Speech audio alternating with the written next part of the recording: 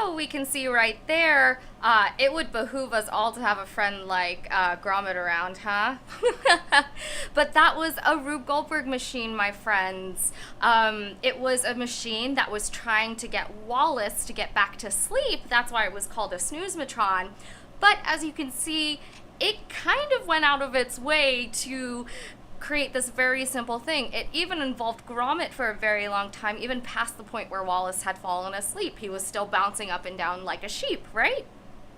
So I hope that that video helped explain a little bit more for our visual learners what a Rube Goldberg machine is. They are super, super cool. One of my personal favorites activities that we do at the foundation that we share with other members is our ultimate recycling machine, which is based off of Rube Goldberg machines. And its duty is to get a water bottle from one end. Usually we ask everyone to build something anywhere from 5 to 10 feet. I've even seen 20-foot long ultimate recycling machines, and this plastic bottle travels all the way from one end to the other and ends up in a recycling bin. And that's essentially what a Rube Goldberg machine is. It is a very extended machine that does a simple task, but in almost the hardest way possible. But let's learn a little bit more about Rube Goldberg in the first place and where this whole concept came from. So, who was Rube Goldberg? This was actually a person. They were born July 1883, and they were Pulitzer Prize winning cartoonists. And he was best known for his zany invention cartoons. He was actually a California local, born in San Francisco, and graduated from UC Berkeley with a degree in engineering. So not only was he an artist, so the A in STEAM that we emphasize a lot, but he also had to deal with the E as well, engineering. It was also one of his great loves. His first job was actually at the San Francisco Chronicle, and it led to his early successes. And it really wasn't until he moved into New York City that he began working for the Hearst publications. You might know them. They still have many, many great magazines out there. For our California folks, you might know them from Hearst Castle. Give it a visit if you'd like. And he became a household name at that point, after working for Hearst Publications. And he is the only person, let me repeat that, the only person ever to be listed in the Merriam-Webster dictionary as an adjective. That's right, my friends.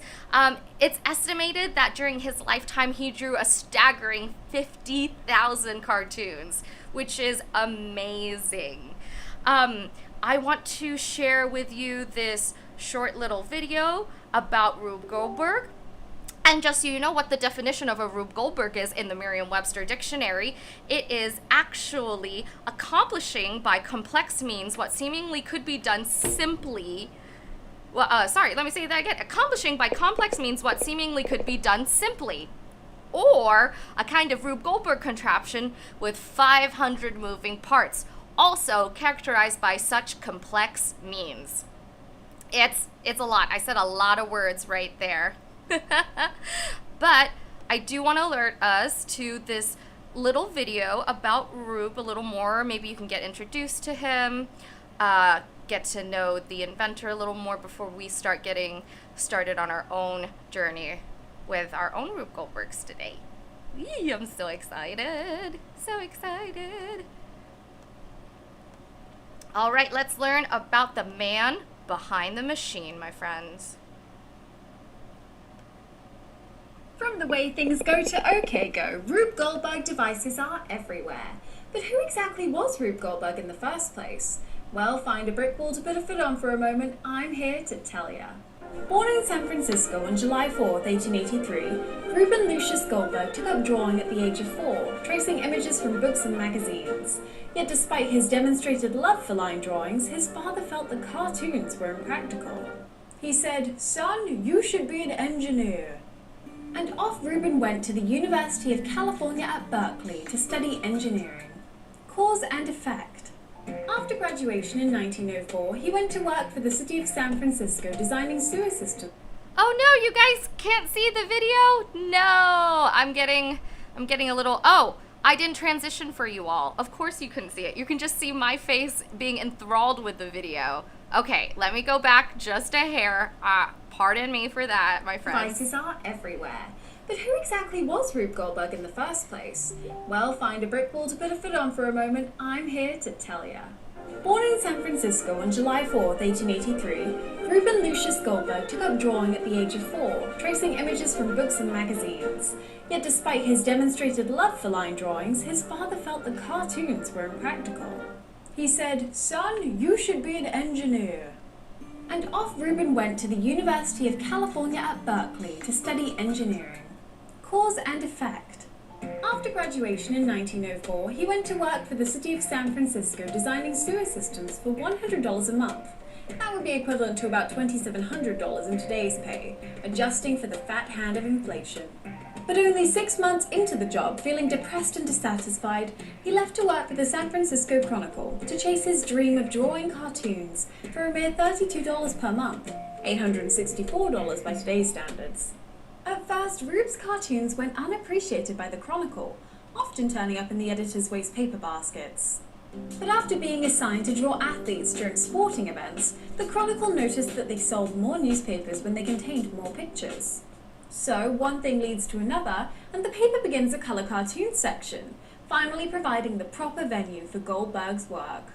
Following in the footsteps of other San Francisco journalists who moved to New York to hit the big time, in 1907 Goldberg moved to New York City to draw for the New York Evening Mail and the New York Sun, leading to the national syndication of his works, like Boot McNutt, Mike and Ike They Look Alike, Foolish Questions, and Sideshow.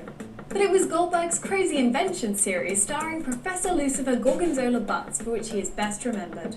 Inspired by his background in engineering and the sewer systems of San Francisco, Goldberg's Professor Butts would create elaborate contraptions to accomplish the most simple tasks in an extraordinarily roundabout manner. And while such machines bear his namesake, his award-winning political cartoons elevated his work from silliness to social commentary. This single-panel comic entitled Peace Today, drawn in 1947, depicts the instability of a nation whose atomic bomb-backed security teeters on the brink of destruction. All right, so that's just a brief introduction to Rube Goldberg and some of his work. We will get into some of that work that they were just explaining about some of his more political cartoons a little later when we get to see a little bit more about inside the book, Rube Goldberg from the New York Times, and actually a small clip that I found through the Rube Goldberg website, which is actually run, if you did not know, by Rube Goldberg's granddaughter. And she is an amazing human being, and she reads Rube Goldberg's Simple Normal Humdrum School Day for kids on Facebook. So I will be sharing that with you all later. However, we should get kind of started right now on our own ultimate recycling machine. I mean, right, friends? That's why we're here. So, first of all, just so you know, I wish I had the finished product. Unfortunately, I do not. But we have been talking about a subscription box service from our lovely foundation to you. And we will be using these handy dandy Vans boxes to ship you your goodies. As you can see, they are pretty compact, slim. I mean, mine's slimmer than most people's because I've got a tiny foot. I'll cover up what size I am. And thank you so much to BitCircus.org. They have put the link below for you all in the Twitch comments section for you all to click on. Not only did I find actual illustrations by Rube Goldberg on the Rube Goldberg website, but also they throw competitions and different experiments throughout the year. And I think they're throwing one right now. So if this really entices you, go check them out. And also, I see 2-Bit Circus, you put our kit link in the Twitch stream as well. You're just making it so easy for these people. Yes, thank you, 2-Bit. You can click that link below to go directly to our program kits, and they will lead you to these lovely little boxes that we have.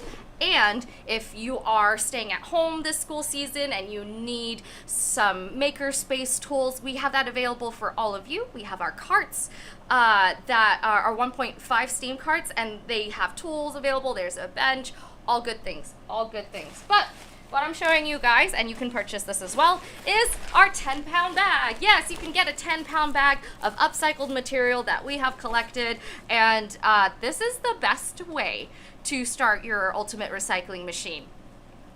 Because usually when I tour with this program, I have a wide array of materials, usually really solid wooden poles or chutes or pipes. I have all sorts of things. However, it's on the big size. Unfortunately, all my usual materials can't fit in this teeny tiny little shoebox that I get here. Ooh, we're on today with our full-on LinkBot. Ooh, awesome. Thank you, LinkBot. Thank you, thank you. But we're going to dig through my 10-pound bag right now, and we're going to see what we can create with these upcycled materials, which you will be finding in these subscription boxes, to help you complete this task. Because our ultimate recycling machine is not only about just recycling that one bottle in the most complicated way possible, which I sometimes love. Sometimes the longest way to a solution is efficient. Sometimes not. But as I was saying, it has that potential, but it doesn't always have to have that solution. So based off of what I have today in my 10-pound bag, we might be creating an ultimate recycling machine that does something else besides what am I talking about? Besides recycling a bottle. What I'm thinking, if I have it, I'm going to dig around in here a little bit, is now that we're in a pandemic and we have to wear those masks, well, what happens when we dispose of it? Well, I don't know if you know, but remember those little plastic rings that they have a lot of different soda cans linked on? Well, if you didn't know this, before you recycle those, it is suggested that you cut them up. Why? Well, it's because our animal friends, such as our duck and turtle friends, can get caught in those holes, and it can be very painful for them. And unfortunately, they can get hurt or pass away because of those things. Well, now that we're in a pandemic and we're using those throwaway masks, the inside ones, the filtered ones, we're not realizing that we need to also cut the rings on the ears for that, because those animals can get caught in those as well. So I'm thinking today, what I'm gonna do is creating an ultimate recycling machine that cuts off my reusable mask loopholes the long way. So let's see what I have in here. I don't know if I can use these manila folders. I don't think tissue paper is going to help me out right now. This is, however, I don't know how, but I know it's gonna be useful for me. These are gonna come in handy. This is also going to come in handy. I would have loved to use this, but we don't have enough time for me to use the power of the sun and then the angle of reflection that this magnifier would get to create some heat, so we're not going to play around with that today. Today, at least. So, no to the magnifying glass. None to this material right here. That's going to be useful, probably. This is probably going to be useful somehow. I'm thinking these lids. This is definitely going to be useful. Wood. I see some wood in here. That's going to be useful. I'm going to grab two blocks since I've got two right here. What else do I need? Oh, bungee cords. Okay, because we need something to snap the scissors shut, right? So I've got bungee cords. Okay, that's going to be helpful. Let's start there, because remember I was talking about our small boxes that we're mailing to you guys. So we have to keep in mind all the items have to fit in here as well, because they have to be compactable. So I've got two challenges going on right now. First, I have to create a machine that can cut the ear holes on my mask, fingers crossed. And then number two, I have to make sure all of these materials fit inside my shoebox. Dun, dun, dun. I've got a lot of challenges today. I did not think about this ahead of time, but I'm optimistic, I'm excited, it's going to be great. So let me put some of our thinking music on. I know some of you like to work in silence, and I will try to keep my music as low as possible as to not be distracting to anybody, because I definitely don't want that to happen. But I like to have a little music while I'm working because sometimes it helps me stay energized. That's what I like about music, is that it keeps me up.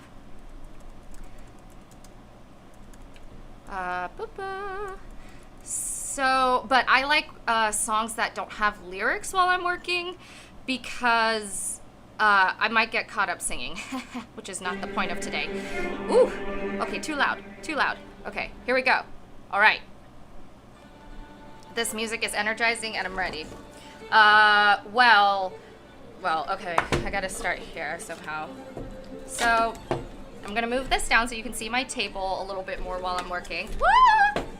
Okay, so I've got these things right here. If I can make them work like a domino set, if I have them knock each other down, that might work.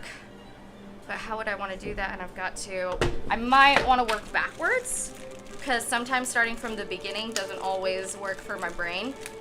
So I'm going to go from the mask and cutting it to where I am now. First of all, I forgot some very important materials like a mask and my scissors. So I gotta sneak by and go grab that. I'll be right back, friends. Let me put my be right back sign up.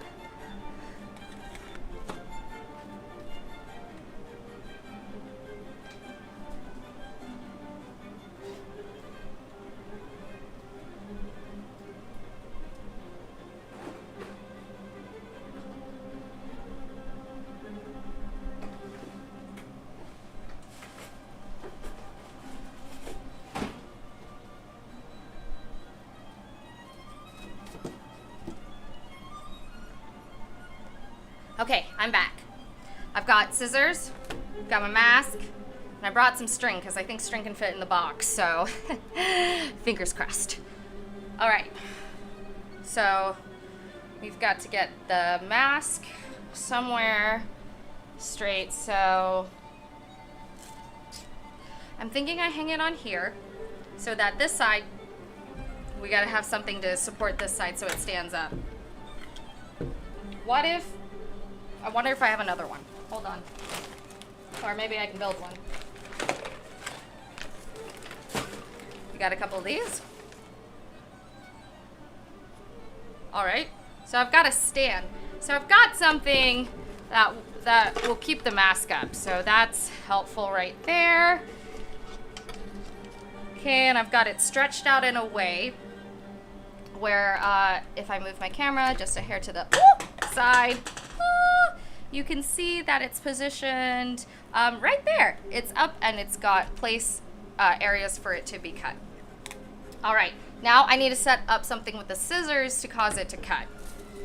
This is the complicated part.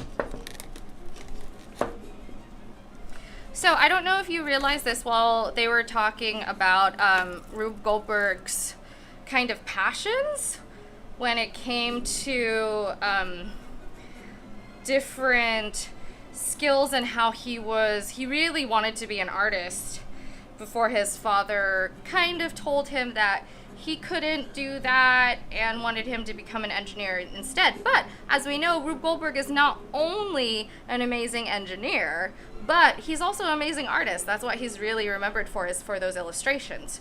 So that's why for 2-Bit we really emphasize the A in STEAM, because it stands for art, and art is so important when it comes to science, technology, engineering, and math. You know, it's not just STEM, it's really STEAM. So what I'm trying to figure out right now is how do I get these scissors to do a snapping motion. So what I'm feeling right now, I'm just playing around with this. Please don't play around with scissors or run around with them since we're working with sharp objects today. Please have a parent nearby.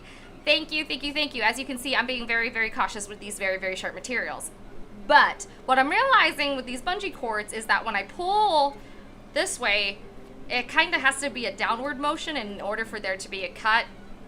Unfortunately, if I just pull it back. Well, hold on, let's see. Yeah, if I can get something to pull, to put tension on this side and just pull back, it wants to close. So, I don't want to get it too close just in case it does snap the, so what can I hook this onto that could cause it to roll back? It would have to be something that was heavy enough to pull some tension. So this, I've got a little tension here. Oh no, am I freezing on you all? Oh no. Well, let me see if I can, if I cut the music out, maybe I won't be freezing so much. Hopefully this is a little better, my friends. If it's not, please let me know. But I am working on, right now, trying to get this. I think what I need this to do is to fall over, because that's the tension that I'm feeling, in order to get it to close. But here's my other problem, is that I have these scissors just kind of dangling in the middle of nowhere, and that's not really great. I need to set up a structure for this.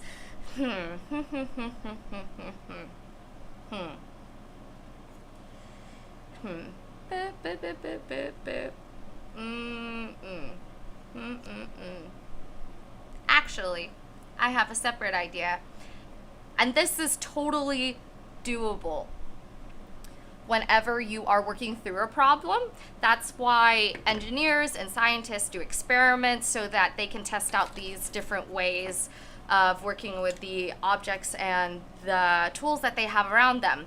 So I'm thinking to myself, I don't have enough space in this shoebox to make this contraption. It will be absolutely huge. So what if instead I make a machine that somehow throws away the mask into the trash bin? That's what I'm going to pivot towards, because I'm thinking if I go with my original iteration, I might have scissors flying everywhere, which is not safe at all. I highly do not suggest that. So let's try something a little bit simpler and closer to our original programming that we have with our original ultimate recycling machine that we have at our events. So instead of a water bottle into a recycling can, I'm trying to get this mask into the trash can. Of course, as I mentioned before, since we are not cutting it with our Rube Goldberg machine, make sure that you cut those ear holes on the sides of your mask before you toss them away. But let's get started again. So, okay, ultimately, I wonder if this can get slingshot into, I wonder if I can, do I have something like that? That can slingshot this. It might be simpler for me to knock it over. That might be something a little bit better. So, got a plastic cup. That's what we're gonna try knock over into our trash can. And, well, one simple way that I'm thinking of right now is kind of like the domino effect. When items fall into each other, they can knock each other off. So, I need to move everybody around because we got to get to an edge of a table. Ooh, I actually have a Dr. Pepper can that I had for lunch that I will use instead. I actually need to recycle that anyways. So, see, there's real uses for all different science and math concepts. That's something that I have been actually exploring lately, is this amazing idea that there is science and math in everything. And that's why I keep, whenever I'm watching TV shows or movies now, I kind of scream at the TV, science and math, because it's in everything and it's so important to everything that we do as humans. Alrighty, so let me show you this side of the table. Hold on, everyone.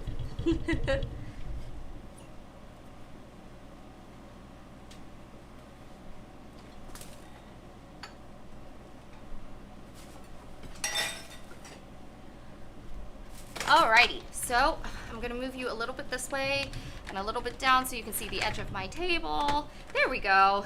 Welcome to more of my apartment. So I'm gonna move this chair out of the way so you can see more of what is happening. So I have this Dr. Pepper can at the end. Ooh, can't see the end of my table quite yet. There we go. At the end of my table, right here. And I'm going to attempt to knock it off of this table into a recycling receptacle below. I actually have a couple bags that I'm going to move real fast to go underneath the table to collect the can. Oh, I've got a box right here. Okay, I'm just putting this little cardboard box. I'm sure a lot of you have some boxes available. Maybe if you've been quarantine purchasing like myself, sometimes it makes me happy. And right now, if I just knock the can off of the table, it falls right into the box. So that's what we're going to try to perform an attempt with today with these parameters. Okay, so first of all, we're gonna go back. We're gonna go back from this point. So what I have here is my soda pop can. I think, and then I'm gonna move this for now. Okay, I was afraid of that. So I was assuming that these were just gonna knock over like dominoes. I'm kind of glad I experimented right there, and I put out this heavier wooden block so that just in case something goes kind of awry, the Dr. Pepper can will still go into the box. Fingers crossed. Okay, so we have that there, and I'm going to add more, so I'm just going to scooch everybody back and keep scooching you back, and you can start seeing my long line of Rube Goldberg machine. And there is no worry about how long I make it, because that's kind of the point. Almost the longer that I make this Rube Goldberg machine, this ultimate recycling machine that we are making here today, the more that I'm fulfilling the prompt. So you can't really overdo it. I would say you can stop building when you feel is necessary, but check along the way with your process to make sure things are working the way that you want them to. That it has the right sort of inertia from falling onto one another, so it has the right amount of force to get what you need at the end of the day.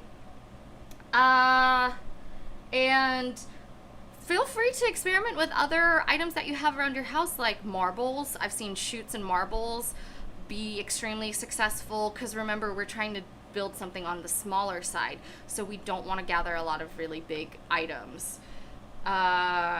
Ooh, hold on. I have an idea. If this is there, no, it'll cut down on that's not what we want.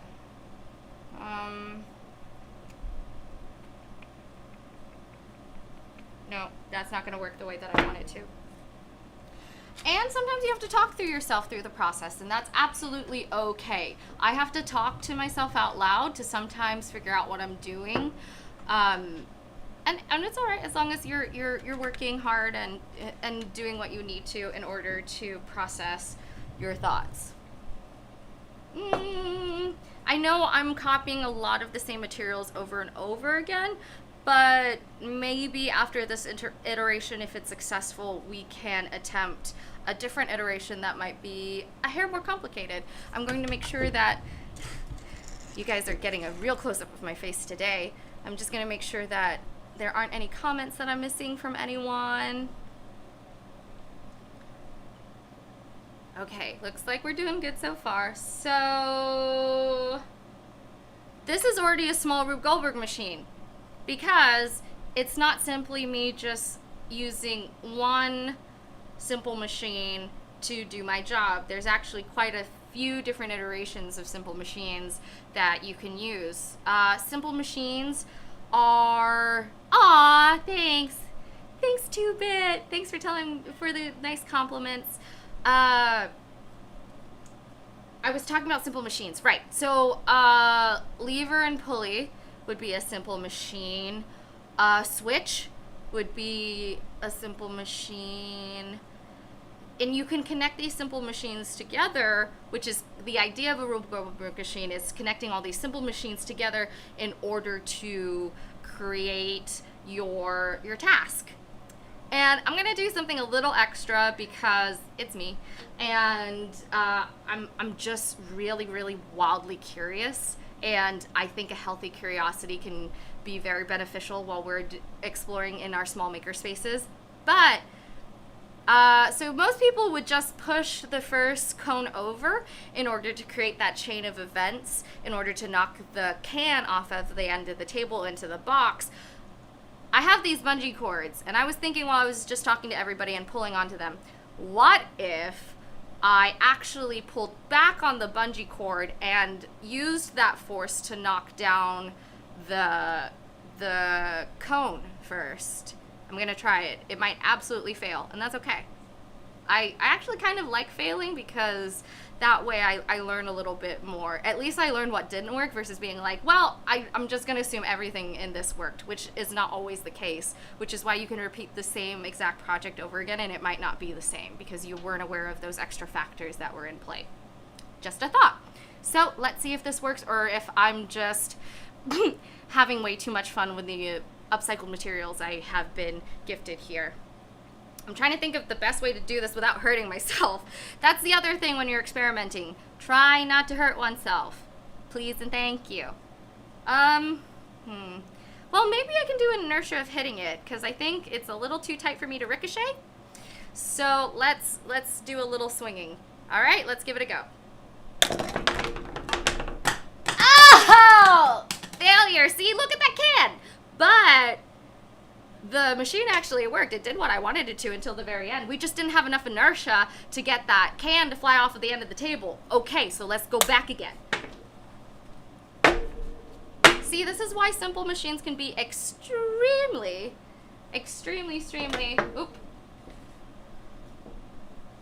interesting. I'm gonna move the wooden bricks around a little bit. There's more space in here. Maybe this will work. Okay. Here we go. We'll see. I've moved, I know you can't see from that angle, but I have, let me see if I can move you around and not get you guys seasick. That doesn't work. Oh yeah, there we go. The spacing that you can see between the cones is actually a little bit shorter. So we've got our cones here, we've got me here in the frame. Let's give it another go. I'm gonna try the same starting thing. No! Not a right amount of pressure at the right pressure point. Okay. Again.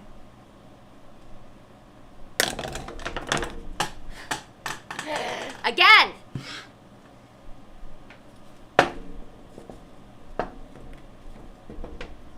And the thing is, I do have to move things around a bit because if we try to do the exact same thing and we're expecting a different result, that often doesn't happen. So just try moving some things a little bit around. Let's give it a go again. No! Okay, again. I think there might be too many cones, so let me reduce the amount of cones. Yes? Does that seem a little... All right. A little better. Okay, let's try again. Darn it. Darn it! No. So, it looks like I have enough force to get the first couple cones going, but there's not enough force for it to get transferred through all of the objects with, to combine to have enough force to kick the can off of the edge of the table. So, we gotta fix that problem. How do we fix that problem? Well, I could reduce the amount of cones, and that would allow, that would be less barriers for the energy to walk through to get to the can. What else can I do? It seemed like the double, when the wood blocks were right next to each other, that seemed to be a little bit more successful. So let me try that again. Maybe closer to the end. Okay, and I've shortened the distance in between the cones and the wood. So let's give it another go. Yes! We have success! Yeah.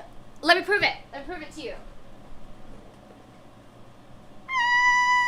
Yes! We finally got it. I think that was the 5th or 6th iteration before we got a success.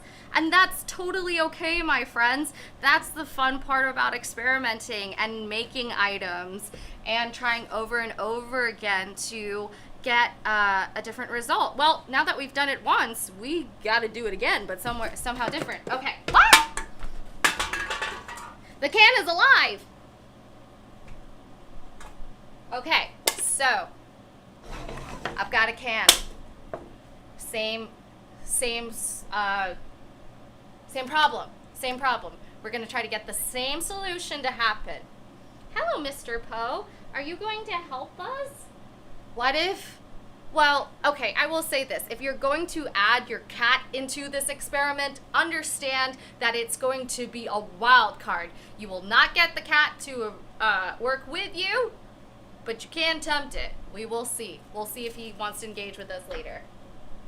However, I'm going to collect my materials and create a separate iteration of the same experiment.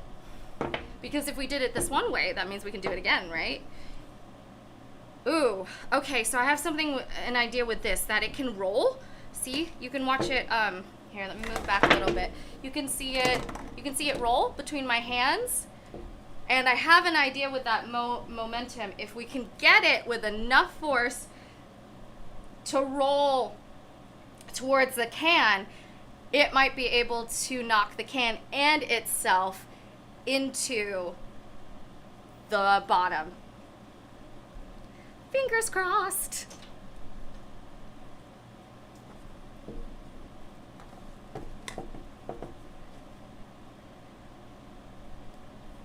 But I'm very excited.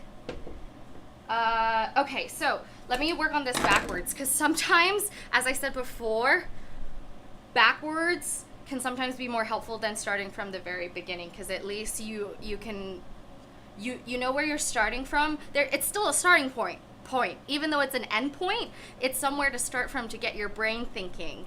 Oh, and thank you for saying that Poseidon is an awesome cat name. He does think he's a Greek god, just like Poseidon did.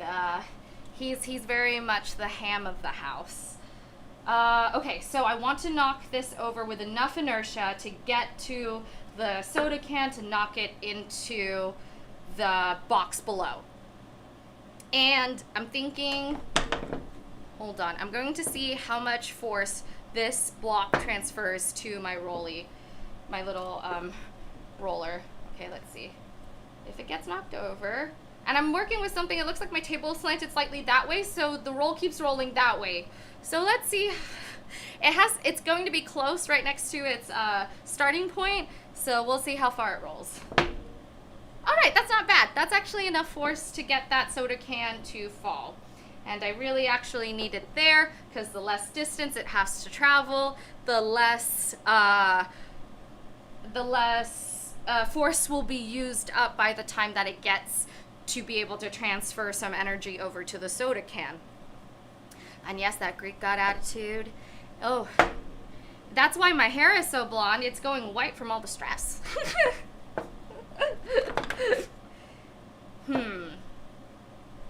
I don't know if these cones have enough inertia or enough force when they fall over to get this to really work. So I'm actually going to try 2 wooden blocks, but of course I've got to add way more to this, because this is a Rube Goldberg machine after all.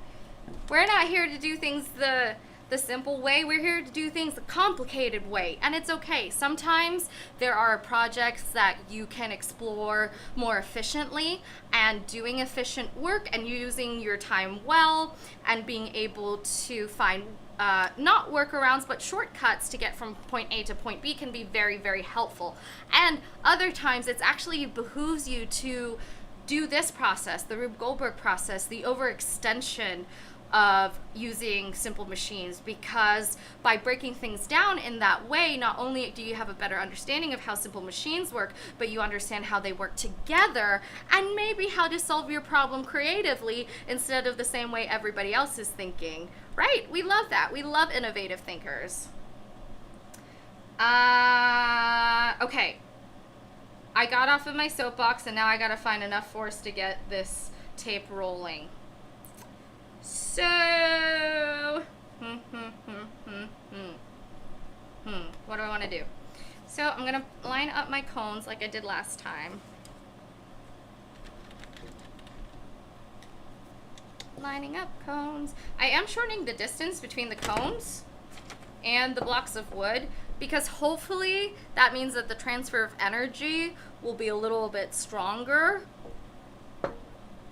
versus me just creating a lot of space and unfortunately maybe having to deal with the fact that one of these cones topple over and doesn't connect with the next one that I need it to, which is challenging, but it's okay. So, okay, so we don't want to push the first cone. We want to come up with something creative like the swinging arm contraption. I wish I had enough cool stuff in my house to actually create a swinging arm because that would be really cool. And sometimes you just want to do things because they're cool. That's okay. Okay, so we're not going to do the swinging arm because we already did the swinging arm. It's all about trying new things, right? Because if we don't try different things, we'll never know if it works or not. We'll just be in that weird area of I don't know. And it's okay to not know, but if it's experimentable, like right now, I don't know if that's the right term, but if we can experiment with it, we should in a safe way. So, no swinging. We thought that the ricochet was not going to work. I mean, my super adventurous brain goes, well, you could technically shoot the first one with a bow and arrow, and the force from the arrow on the first one should create enough force to knock the rest of them down, but that would be very dangerous, and I don't have one handy right now. Poe's reaction to the robot arm, he would be terrified. I don't know about your cats at home, but my cats are terrified of robots. The vacuum is their greatest enemy. So we don't want to arm it. We're not going to push it over. There's got to be something better. What do I have? I have a toy car. Wait, what if I push the toy car to hit the cones, which would then hit the wooden blocks to hit the empty tape roll so that it can roll down and hit the soda can? Let's try it. There's nothing stopping us now. Alrighty. Okay, let's see what we got here. So, as you can see, we have our lovely little line right here. We've got our toy car. Oh, look, the hood comes up. That's pretty, oops, sorry, this way. That's pretty cool. I'm going to try to move everyone to the end of the table so that I have more of a track to run my car on. Hee hee. Okay, so here we go. You can see my salt and pepper shaker, all the good stuff. Okie dokies. There we go. Just so that we can focus a little bit on what's happening in front of us. Okay, so I have a little bit of a trackway. I know you can't see it, but I've got about 6 inches of space, I would say. I'm guesstimating that. I'm gonna, oh, this isn't helpful. Oh, well, I'm on the table has fabric on it, which is going to cause a bit of an issue. But let's give it a go. Might as well try, right? Don't know until you try. Here we go. Well, the car drove itself off of the table, which was not what we wanted at all. So let's give it again. Give it another go again. Straight line, my friend, straight line. All right, Not working. Not working the way I want it to. Let's try 3 cones. And I think it's just because they're too close to one another. Let's give it here. Nope. All right. So maybe 2 cones. Maybe 2 cones and a little bit more space. But let's see if these items fit into here before I show you something really cool before I have to go today, which is very tragic for me. Look, I have separation with you guys. I don't like it. Okay, so we really used 4 of the tubes and they fit right in here. We used 2 of our wooden blocks, which also fit in here. Let's see, what else needs to fit in here? Well, the box I acquired from my house, and I did the soda can as well. Oh, we have the bungee cords. We gotta put them in there. Where did all my bungee cords go? Here we are. And, ooh, oh my. Oh, and you're at a, oh. So Starkzone just alerted me that that video was jerky and freezing. I'm so sorry about that. But if you need to see it again, the band is called OK Go and the music video is called This Too Shall Pass. The last shot that you saw there is the 20+ team of engineers that came together after OK Go put out a call for a Rube Goldberg machine. That's essentially what they were asking for. And not only members of this specific group came, but also members of JPL and a bunch of other organizations that you might know about. This is just the beginning of the surface when it comes to Rube Goldberg machines. There are so many. As you saw in the beginning, Wallace and Gromit and Claymation have versions of it. There is a creative exploration with it, with music, whether the machine itself creates the instrumental noises or it just helps tell a great story. We see Rube Goldbergs everywhere and they always make us smile. And I think it's a great engineering exercise in expanding your thoughts as well as thinking outside of the box and looking at these items in a new and different way. Thank you so much for joining me today, this Thursday. Now at our new time at 3:30. We're coming to you bi-weekly, Tuesdays and Thursdays at 3:30 for Playful Learning streams. And then on Wednesday evenings, we will have our Teachers for Teachers streams, which is mainly for you, Mom and Dad, and of course, all of our educators out there. Today, we talked about the Rube Goldberg machine in the form of the ultimate recycling machine when it comes to the foundation. Not only do we have subscription boxes that have these ready for you, but we also have carts and other kits available with our 60+ archive that we now have of our activities. We will be showcasing some of the ones that you may have seen before in a new light, whether that be a new facilitator or maybe we'll have a new angle at looking at things. Thank you so much again for joining me today. I will see all of your lovely faces next Thursday at 3:30, but don't worry, before then you'll see Michael and Robert again on Tuesday at 3:30. From the foundation and from me, happy Thursday, everyone, and I hope you have a great rest of your week.